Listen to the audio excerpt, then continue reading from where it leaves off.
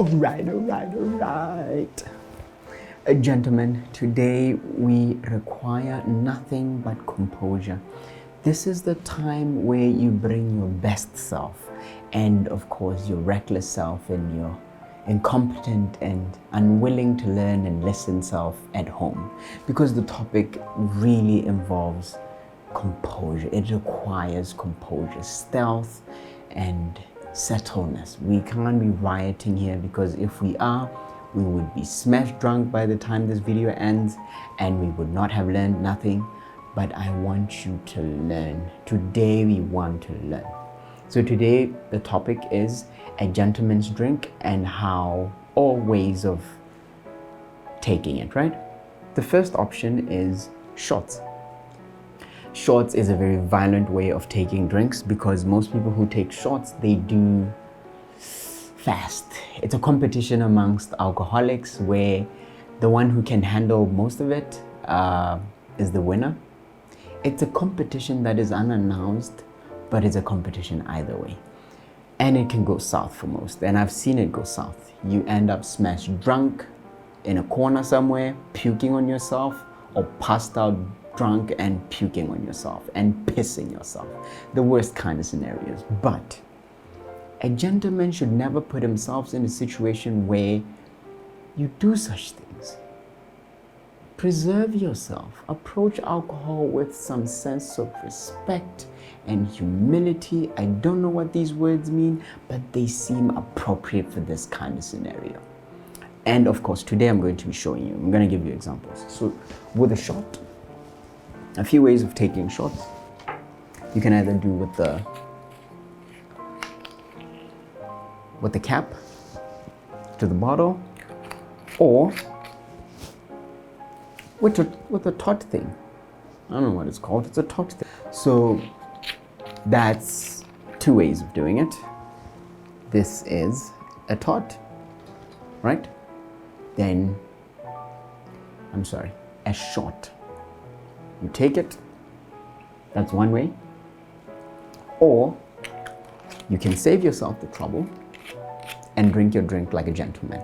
This is where you have the night. Bear in mind, going out doesn't mean having to pour your drink often. It just means you can go out and have a drink like a gentleman and have your night and go back home. And of course, drinking doesn't automatically require you to be drunk. It just means you can relax and have a different type of drink for once, because this is a relaxing drink, or you can have it after dinner, or you can have it at an occasion, celebrating a special occasion. But at the end of the day, it all comes down to you relaxing and having your drink. And like I said, for a gentleman, composure is crucial.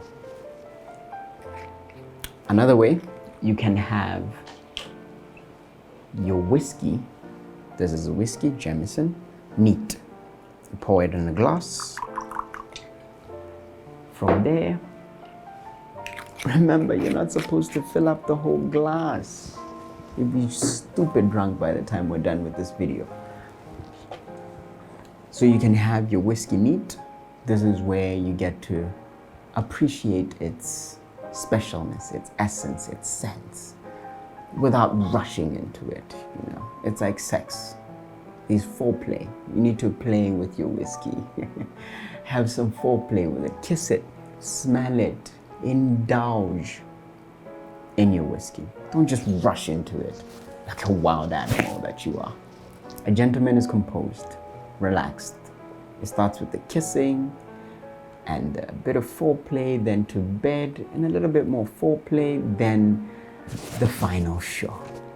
But like I said, whiskey is an artistic drink, personally, to me, that is taken when the occasion requires it, or when you're home relaxed.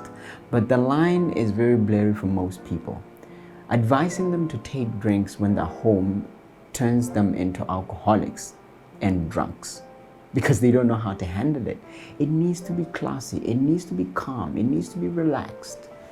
Another way of partaking in your whiskey is on the rocks. This is where you put ice in your whiskey Remember, never put too many ice in your whiskey. Why? Because it will contaminate your whiskey.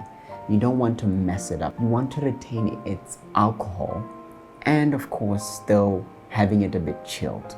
That's why you have ice in it, not to drown it in ice.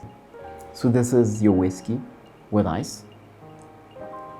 Or you can add sweeteners to it, a bit of this, a bit of that, a bit of tonic, a bit of flavored drinks, just to give it a bit more taste.